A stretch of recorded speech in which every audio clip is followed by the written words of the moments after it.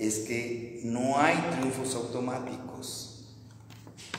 La gente cree que la marca ya te va a llevar a ganar y con el caso de Morena ha sucedido que la marca me va a llevar a ganar.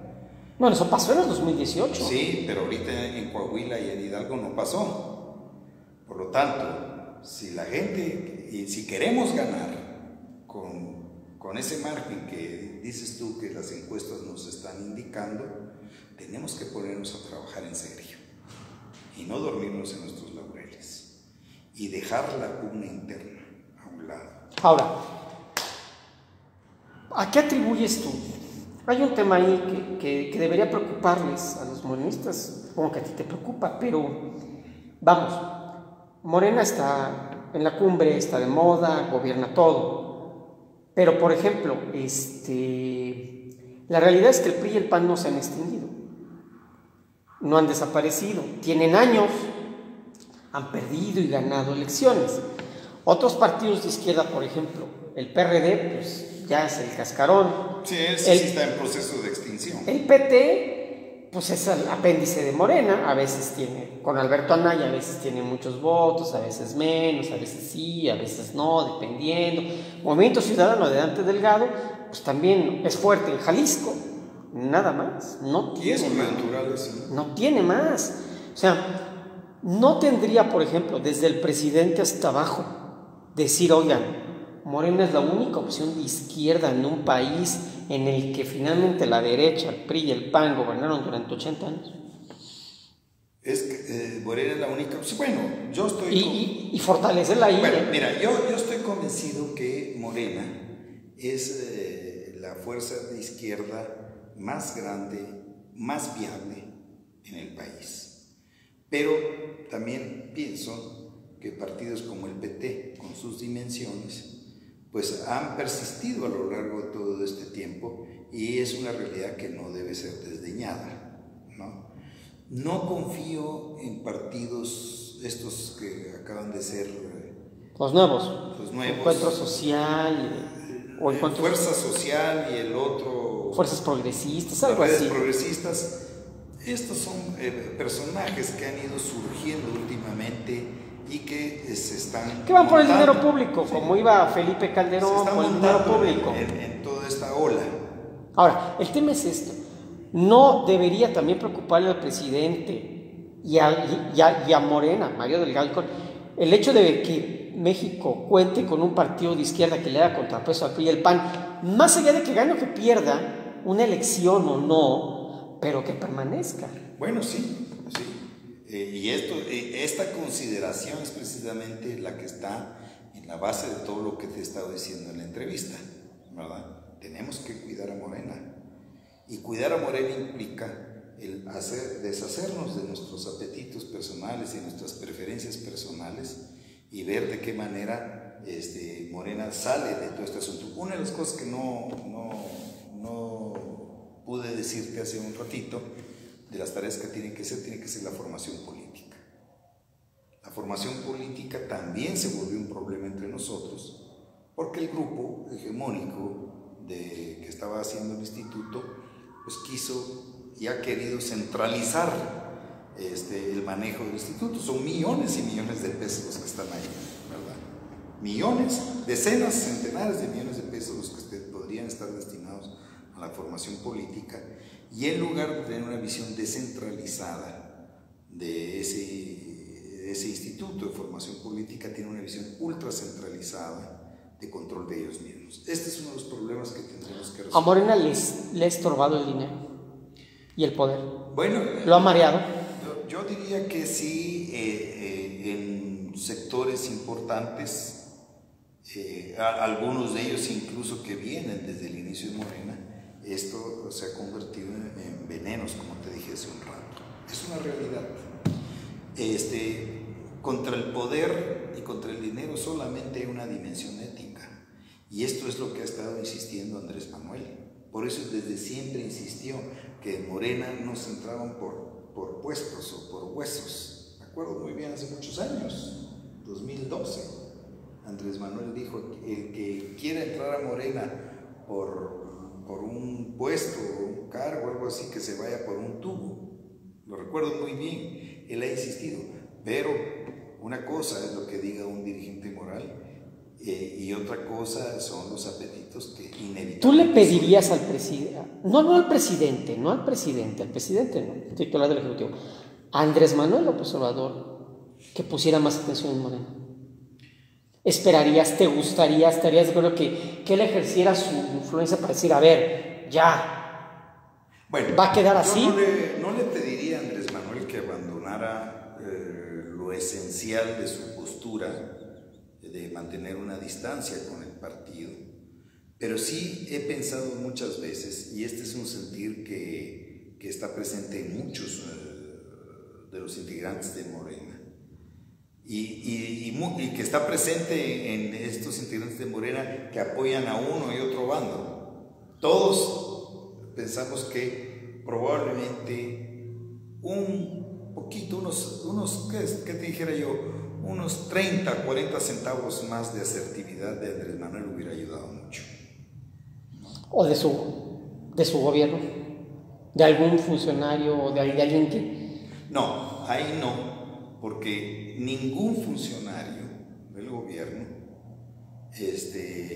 tiene la autoridad moral que en Morena como la tiene Andrés Manuel.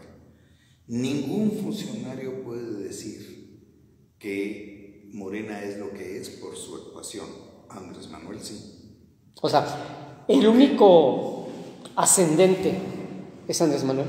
Sí, mira, te lo voy a decir así de claro. Morena no existiría si no fuera por el liderazgo de Andrés Manuel, por su carisma, por la enorme aceptación que ha ganado a lo largo de todos estos años.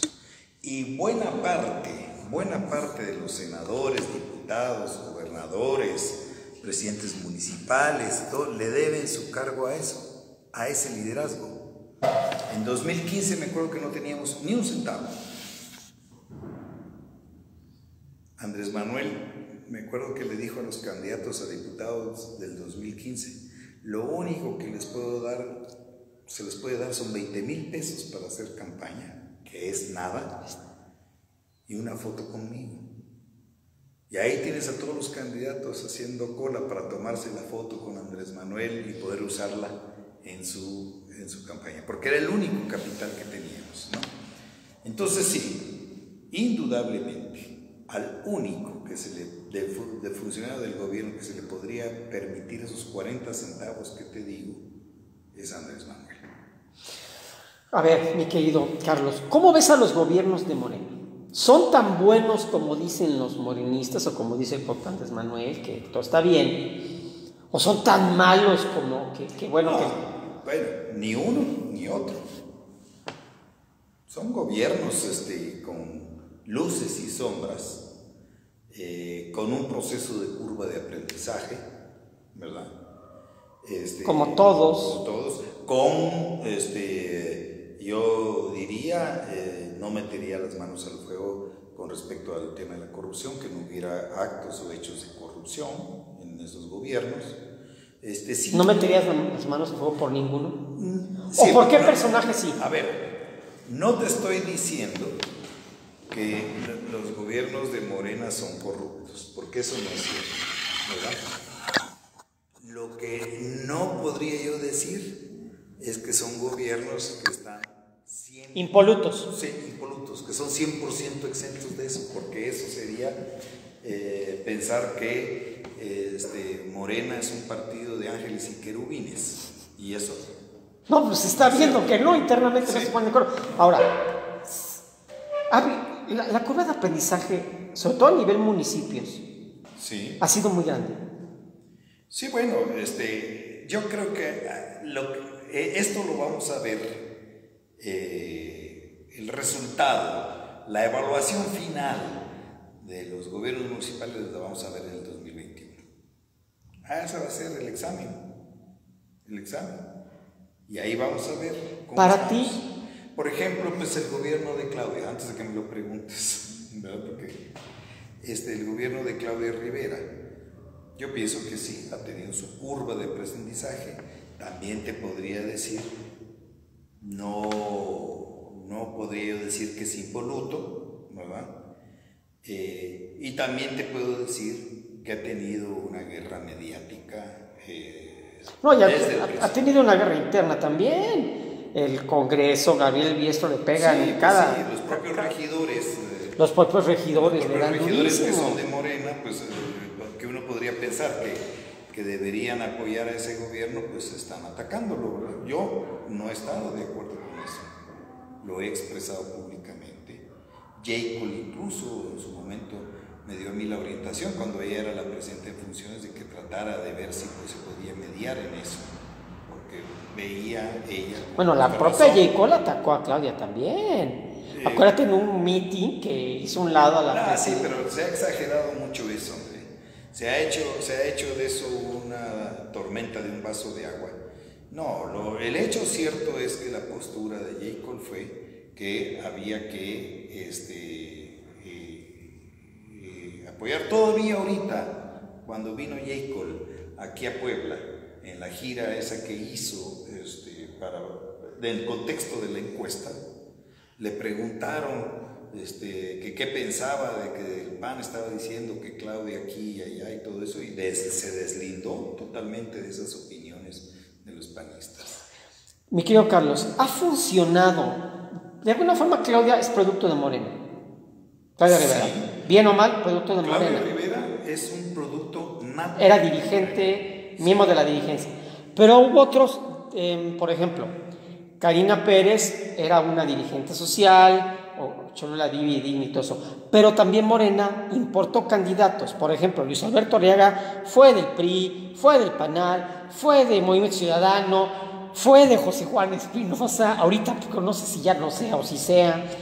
Lupita Daniel Hernández fue del PAN, ¿no? De Sarmiento, y ahorita pues es de Morena. Mario de la Rosa fue del PRI también. ¿Le han funcionado a Morena importar esos cuadros? Bueno, yo creo que, como te dije hace un rato, este tipo de alianzas fueron las que se tuvieron que hacer para ganar contundentemente. Y en ese sentido nos funcionaron, ¿verdad? En Morena tenemos el planteamiento, siempre tuvimos el planteamiento de que no nos importaba de dónde venías, si lo que nos importaba era hacia dónde ibas, que es un planteamiento de Eberto Castillo. Es una frase de Eberto Castillo y esa la hemos asumido nosotros. Y yo fui particularmente beligerante en ese planteamiento, porque yo veía que había mucho sectarismo. Por ejemplo, todo el grupo de Claudia, que era del grupo, que es ahora los que están en el ayuntamiento, tuvieron una actitud sectaria terrible contra Rodrigo Abdala, ¿verdad? Decían que era un infiltrado de la burguesía o cosas de ese tipo, ¿verdad? Porque era pariente de Barter, qué sé yo. Yo me opuse rotundamente a ese señalamiento. Pues ahora los ves ahí de beso y nalgada con Rodrigo, ¿verdad? Entonces, se dicen muchas cosas y en política... Pero no ha costado mucho. En política nunca hay que hacer aseveraciones definitivas, porque en política los adversarios no son para siempre.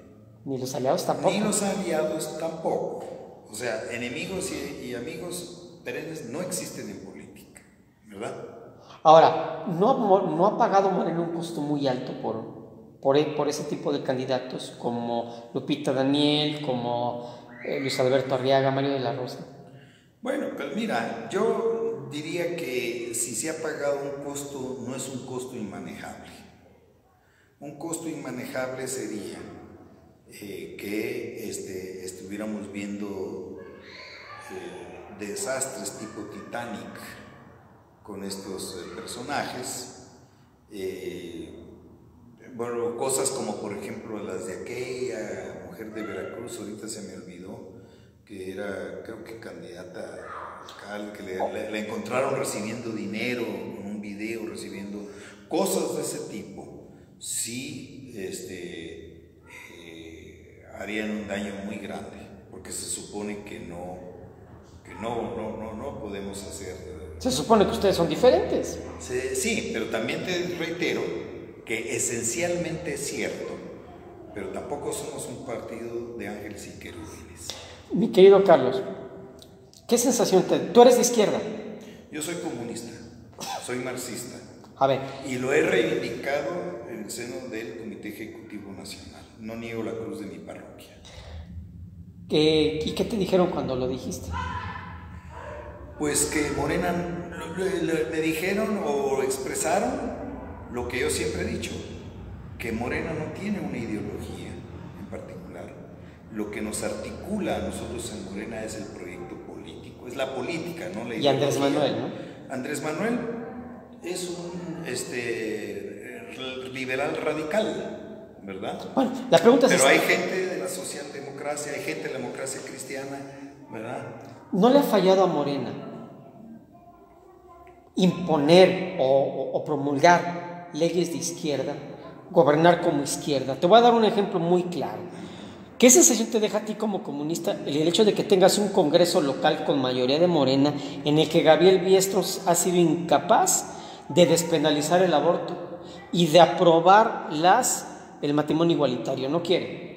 Y que inclusive la jerarquía católica dijo, sí, hay que aplaudirle a los diputados de Morena que no han aprobado ni matrimonio igualitario ni despenalizar el aborto. Bueno, ¿qué es lo que me preguntas algo sobre lo que ya publiqué? Si tú en el Google buscas mi opinión sobre ese hecho, la vas a encontrar en los artículos que he escrito en eConsulta. Expresé públicamente mi desacuerdo a que no se votara el matrimonio igualitario y la despenalización del aborto cuando se trató en el Congreso del Estado, y también pues manifesté mi escepticismo de que se pudiera hacer después, porque Gabriel y otros diputados expresaron que iban a agotar esa agenda antes del... Que querían organizar foros y que... Sí, bueno, incluso creo yo que acabo de leer ahí algo de que tienen ese propósito. Ahí sí que, como se dice, ver para creer. Vamos a ver. Bueno, pues quieres armar algo, quieres que algo no se haga, arma foros o arma una comisión, no se va a avanzar en nada. Sí, bueno, yo lo que pensaba, lo expresé en esa ocasión, es que siendo la despenalización del aborto y la legalización del matrimonio igualitario hechos tan controversiales, porque existe un enorme peso conservador en la sociedad sobre eso, son hechos que mientras más nos acerquemos a los tiempos electorales, menos se va a hablar. Posibilidades tiene.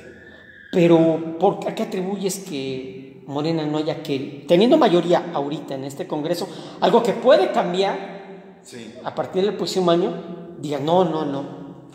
Pues yo diría que fueron cálculos hechos, esta es mi opinión personal y es como una percepción que tengo, ¿verdad? A lo mejor puedo equivocarme, pero pienso que fueron motivados, entre otras cosas, porque estaban todavía haciendo la lectura de lo que había sucedido en el proceso electoral del 2019, cuando todo el casco metropolitano y el área conurbada votó en contra nuestra.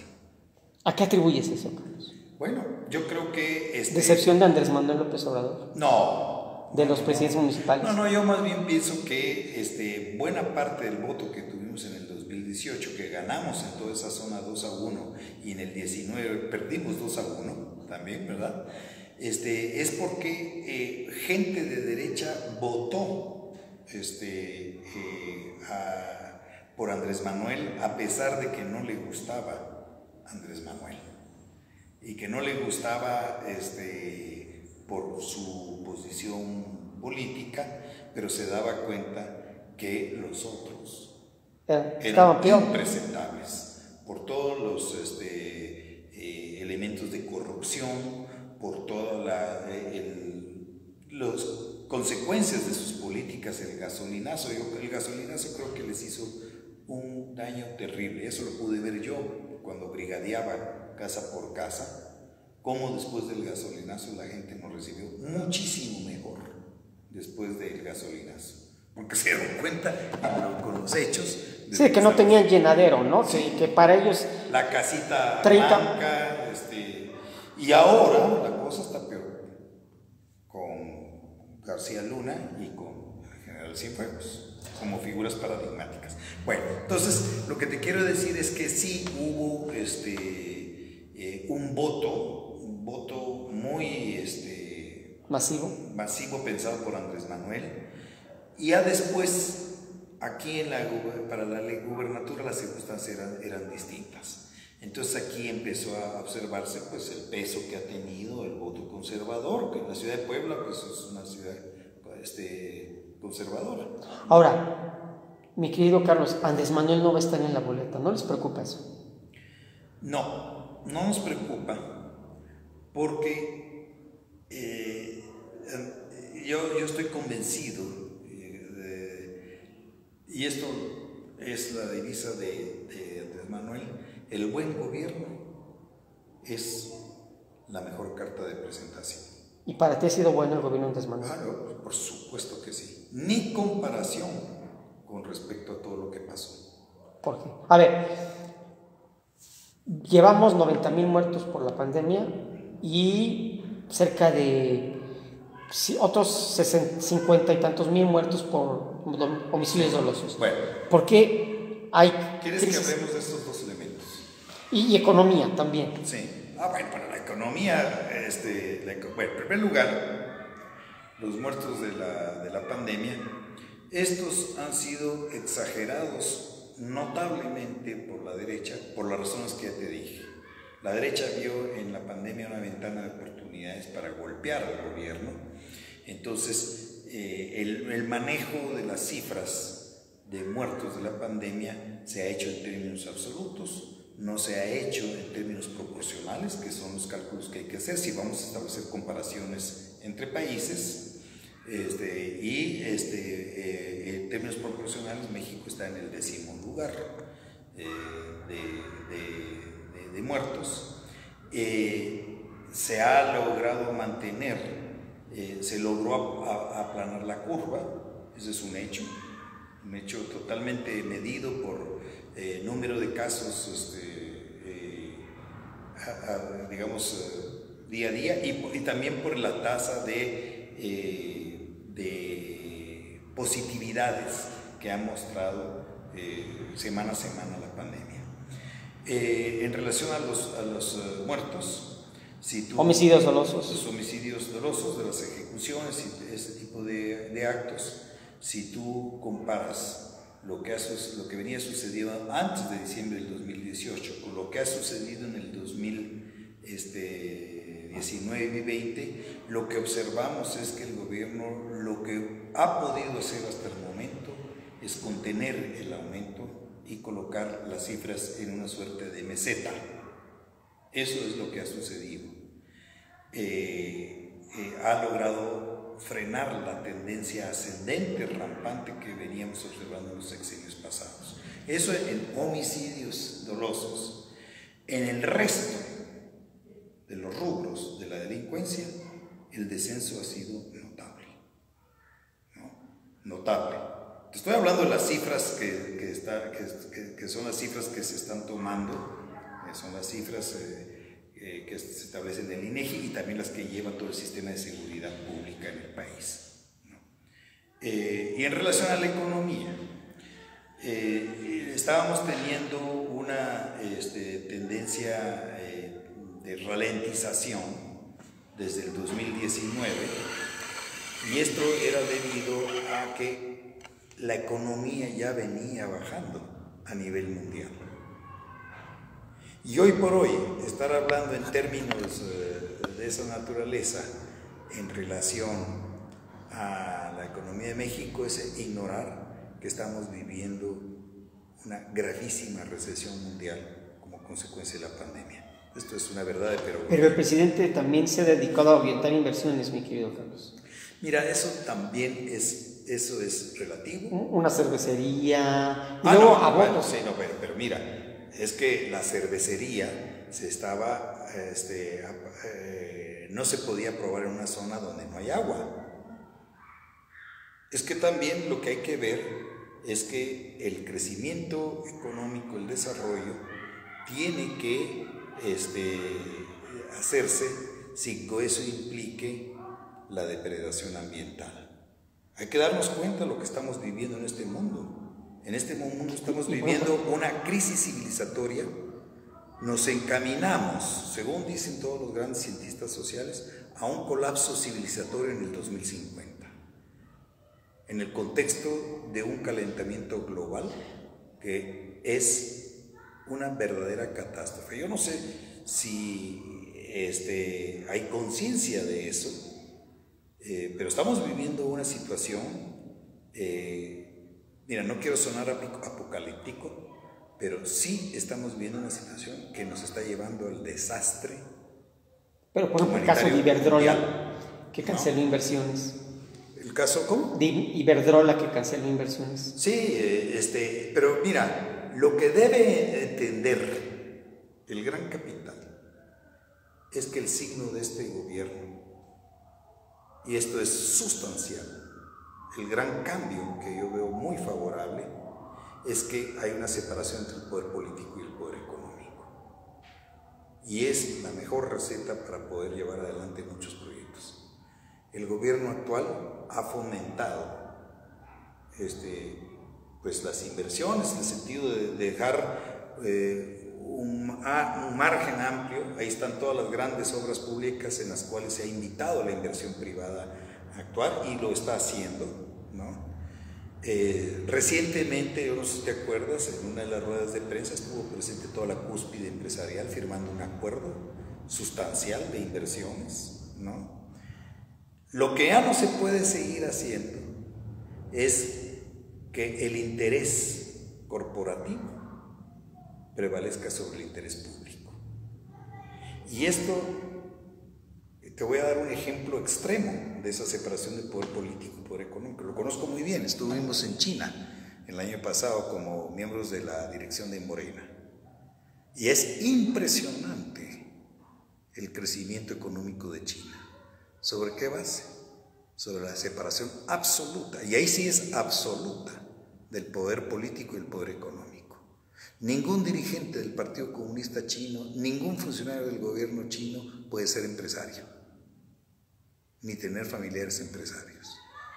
¿Qué más separación del poder político y el económico? Y mira, el crecimiento del crecimiento. Pero los hijos de Andrés Manuel tienen cervecerías y tienen fábricas de chocolates. No, pero yo no, sí, pero yo no lo veo, no veo que sean ellos parte de las cúspides empresariales. Aquí no estamos, bueno, el planteamiento que hemos hecho nosotros en Morena es que no estamos en contra de que haya ricos. Y yo te lo digo como comunista, porque no es un gobierno socialista, ¿no? Es un gobierno con voluntad posneoliberal. Por lo tanto, ni siquiera el Partido Comunista Chino está en contra de que haya ricos. Es más, te voy a decir, el Partido Comunista Chino en los últimos 40 años creó aproximadamente unos 1 millón de millonarios y aproximadamente 10.000 millonarios, obra del Partido Comunista Chino, ¿verdad?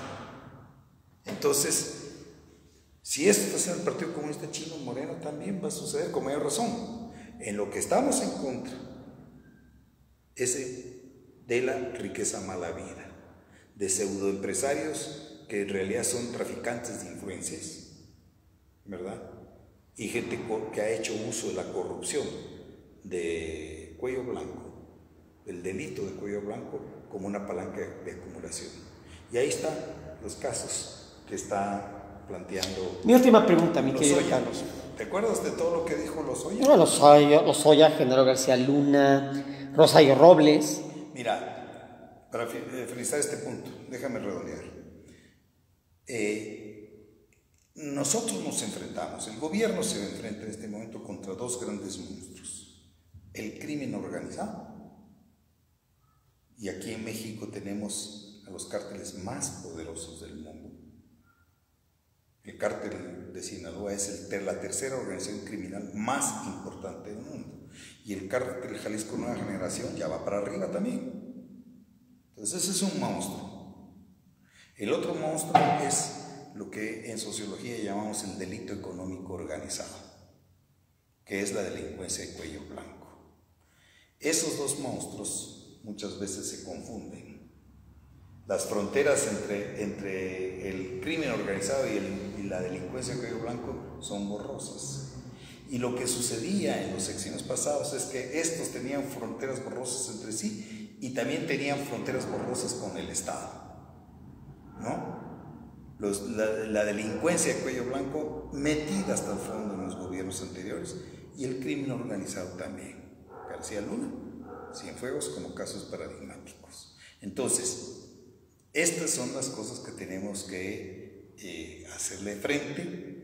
Y esto no implica, pues, de ninguna manera desestimular las inversiones. Yo no creo que eso haya sucedido. En eso estoy de desacuerdo contigo. Ahora, en este aspecto, finalmente una pregunta. ¿Qué defecto le ves al gobierno federal? ¿Qué insuficiencia le ves? Bueno, yo diría que hay una insuficiencia. ¿Qué le podrías decir a tu camarada Andrés Manuel López Obrador si te dijera, Carlos, ¿qué hago? No, bueno, yo diría que más que decirle así, darle algún consejo, pues que no estoy yo calificado para hacerlo, sí manifestaría un acuerdo sustancial con él. Y es que el gobierno actual se enfrenta a un Estado que es distinto, gobierno y Estado, a un Estado que actúa como un elefante reumático, mañoso y en ciertos niveles todavía muy corrupto. Esa es la realidad a la que nos vamos a enfrentar. ¿Tú crees, por ejemplo, que personajes como Manuel Bartlett o a Ana Gabriela Guevara le abonan a la buena imagen del gobierno federal? Bueno, mira, en relación a ellos, yo te puedo decir que también ha habido una campaña mediática muy fuerte, ¿verdad? La campaña contra Bartlett resulta muy clara. Y mira que Bartlett no es una gente con la que yo me sienta particularmente identificado, así o afectuoso. Pues me atacó públicamente hace unos 5 o 6 años, ¿no? Pues un expriista. Pero bueno, me atacó públicamente, después no se disculpó públicamente, sino mandó una carta al Comité Ejecutivo Estatal diciendo que no era yo a quien había aludido, que me respetaba y todo eso, pero chingados público lo dio, ¿verdad? Y lo dejó al ahí. estilo de don Manuel. Sí. Bueno, entonces... Y su hijo haciendo negocios con el bueno, pero mira, también en eso hay que ser sumamente objetivo. Bartlett está ahorita en el ojo del huracán porque está encargado de volver otra vez a la Comisión Federal de Electricidad en una empresa eficiente y que pese en la generación de electricidad. Y eso está tocando intereses terribles. Entonces, independientemente de que la señalamiento... Pero no debería decirle a su hijo, no hagas negocios con el gobierno federal. Bueno, no sé, este es el caso de los ventiladores. De los ventiladores. Finalmente los ventiladores parece se hicieron a un lado. Se desecharon. ¿No? Pues mira, yo en ese aspecto, yo no, es decir, el hecho de que él sea, que un hijo de don Manuel esté metido en esos negocios por ser hijo, no debería descalificarlo para poder hacer licitaciones en el Estado.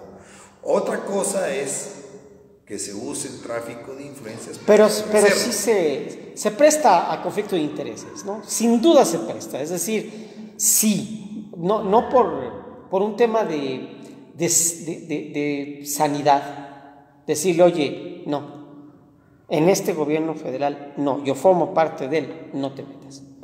Bueno. Ahora, Ana Gabriela Guevara, que está acusada hasta de asesinato, de rentar un coche para su uso personal por 1,500 pesos diarios. ¿De asesinato? Sí, unos empresarios la acusaron de intento de asesinato. O sea, ha habido muchas acusaciones contra Gabriela. Mira, con eso me dices todo, lo desmesurado que es todo ese ataque, ¿verdad? No, yo no veo que este tipo de cosas sean definitivas para poder calificar a un gobierno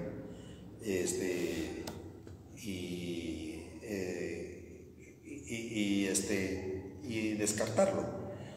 Yo veo que el gobierno actual tiene un serio problema con el asunto de la dinámica de funcionamiento del Estado. Que este no es un problema de este gobierno tiene 2 años. El Estado mexicano es algo que ha sido construido desde 1917 para acá. Entonces, pues he visto cómo, por ejemplo, Andrés Manuel ha dado instrucciones para que se distribuyan determinado tipo de apoyos y 6 meses esos apoyos no han llegado a las personas, 6 meses después. Y llega la gente y le reclama. ¿Qué pasó? ¿Verdad? ¿Qué pasó entre cuando él dio las indicaciones y 6 meses? Bueno, es este tipo de burocracia, de esta ineficiencia y probablemente hasta de corrupción. Entonces, más que hacerle una observación al gobierno, sería yo totalmente empático con el esfuerzo que tiene que hacer el actual gobierno para poder enfrentar toda esa dinámica que trae el Estado desde décadas atrás. Carlos, tienes doctorado, fuiste o eres académico destacado en la UAP, miembro del Sistema Nacional de Investigadores, eres un tipo destacado. Así te conocí. Hace 18 años yo te iba a entrevistar para que me hablaras de inseguridad y todo. Alfonso Vélez Pliego nos presentó. Sí, que yo investigaba en el Instituto de Ciencias Sociales y Humanidades para que me hablaras de... Mi pregunta es, ¿por qué no eres secretario de Estado ni subsecretario? Alguien con tus calificaciones podría hacerlo. Pues mira, lo que pasa es que para ser secretario de Estado o tener algún puesto público, me parece que hay que estar mucho más metido en la dinámica de relaciones políticas de las que yo he estado. Y para poder estar mucho más metido hay que tener una vocación. Y yo no tengo esa vocación. Hace unas semanas, 2 semanas, Luis Miguel Barbosa se refirió a mí en términos muy elogiosos e incluso expresó que me había ofrecido la Secretaría de Cultura. ¿Sí te lo ofreció? Sí. ¿Y por qué dijiste que no? Porque no me gusta ocupar cargos de ese tipo. Yo soy, ¿cómo te dijera yo? Yo he sido un académico que ha hecho política toda su vida. Era un jovencísimo académico y ya estaba metido haciendo política clandestina en contra de la dictadura militar de Guatemala. Y así he continuado, pero no es mi vocación ser político. Cultura no, si te hubieran ofrecido alguna otra secretaría. Educación, seguridad pública. No, ninguna de esas. No, yo estoy, incluso te voy a decir que estoy imaginándome a mí mismo como al final de un ciclo. Yo desde muy joven participé en la resistencia clandestina contra la dictadura más feroz del continente. Y luego, pues estando ya en México y habiéndome obtenido yo la naturalización mexicana, decidí sumarme hace 17 años al proyecto López Obrador. Creo que cumplí un papel, di un granito de arena, como se dice, en la transformación de este país. Cumplí un papel, pequeño, grande, no sé, en relación a lo que estamos viviendo hoy. Me siento absolutamente feliz. Te voy a decir que me siento verdaderamente orgulloso de haber formado parte del Comité Ejecutivo Nacional encabezado por Andrés Manuel. Con eso yo me doy por bien servido en mi vida. Es algo que le podré contar a mis nietos si alguna vez los tengo, ¿no? Pero ese ciclo está terminando. Y yo creo que voy a dedicar la última parte de mi ciclo existencial a tratar de ver si es posible acompasar a la Benemérita Universidad Autónoma de Puebla a un cambio que necesita, ¿verdad? No me estoy destapando para rector, te lo digo porque no tengo ese tipo de vocación, ¿verdad? Pero sí pienso que puedo poner todas mis capacidades para imaginar una universidad, mi querida universidad, distinta a como la han colocado todas las rectorías neoliberales que hemos observado en los últimos tiempos. Pues mi querido Carlos, muchísimas gracias y bueno, pues estamos al habla. Otra pregunta, ¿el gobierno federal te ofreció algún nombramiento? No. ¿A qué gacho Andrés Manuel? No. Digo, Germán Martínez, Gabriela Cuevas, Lili Telles, y no te ofreció nada a ti. Sí, bueno. Sí, un académico. Te voy a decir que no me quita mucho el sueño, ¿verdad? Porque como no lo he ambicionado, ¿verdad? Pero no hubo ningún ofrecimiento. Tal vez si me hubiera puesto a modo y hubiera... Te digo, hacer lo de las relaciones políticas, hubiera podido tener algún ofrecimiento. ¿Alguna diputación federal o local que van a estar? Yo no puedo ser candidato de acuerdo a la Ley General de Población, porque no soy mexicano de nacimiento, sino naturalizado. Entonces, me parece que eso, y no sé, creo que también tengo un impedimento constitucional para poder hacerlo. Pero tampoco, pues me he preocupado mucho de averiguar porque pues tampoco me ha interesado mucho ser candidato. Muchísimas gracias, mi querido Carlos. Muchas gracias a ti, querido.